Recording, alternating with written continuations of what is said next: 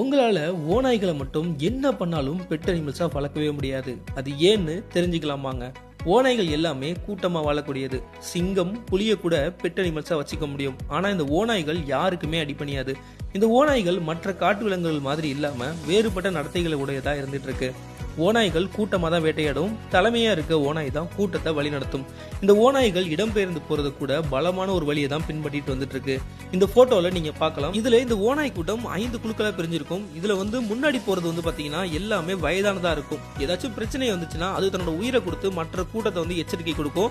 அதுலயே 2வது 4வதுல பாத்தீங்கன்னா பலமான மற்றும் இளமையான ஓநாய்கள் இருந்துட்டு இருக்கும். இது எதுக்காகனா நடுவில் வந்துட்டு இருக்க பெண் ஓநாய்களையும் குழந்தைகளா இருக்க அந்த ஓநாய்களையும் காப்பாத்துறதுக்காக.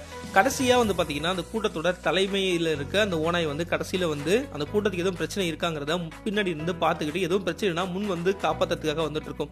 சோ இதனாலதான் அந்த ஓநாய்களை யாரும் பெட்டா வச்சுக்க முடியாது.